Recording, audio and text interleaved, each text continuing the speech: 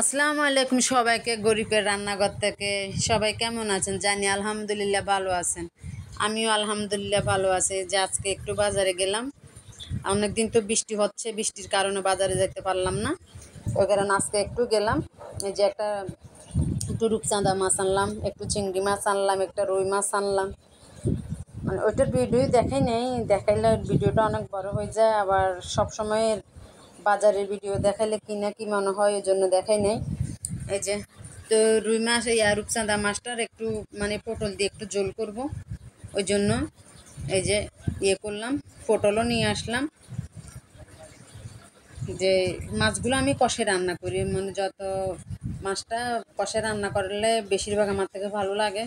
কেননা মাছ ভাজি করে রান্না করলে মাছটা সাবা সাবা লাগে, আমার খাইতে ইচ্ছা করে না। মানে আমার বাসায় অলরেডি কেউ খায় না, আমাদের একটু যদি ভুনা করে এমনি পেঁয়াজ ভুনা করে খায় ঠিক আছে, কিন্তু মাছ ভাজি করে তরকারি দিয়ে রান্না করে খুবই কম খায়। আমরা মাছটা বেশিরভাগ কষাই খাই, কষাই খাইলে মাছের ভিটামিনটা থাকে। আপনারাও চেষ্টা করবেন মাছটা বেশিরভাগ কষাই খাওয়ার জন্য। তো মাছটা বেশিরভাগ কষাই খাবেন, কেননা আমাদের দেশে তো এখন মানে যেটাই খাবেন সেটাতে ফরমালিন, ফরমালিন ছাড়া কোনো জিনিস নেই, সব জিনিসে ফরমালিন আছে।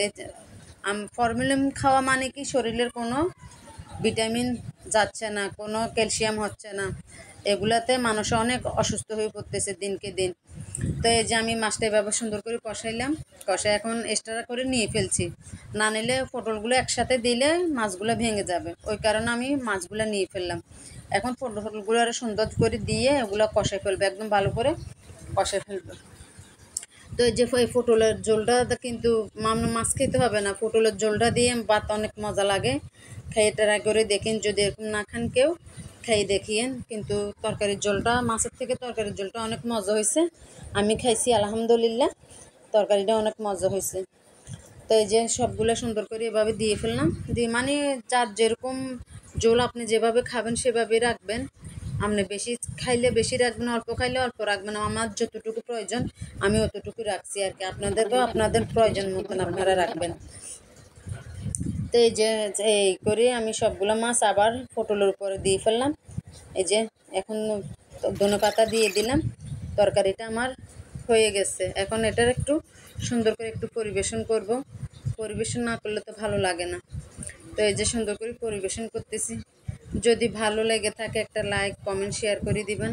এই ছোট্ট রান্নাঘরটারে আপনাদের পাশে রাখবেন। ওকে, আল্লাহ হাফেজ।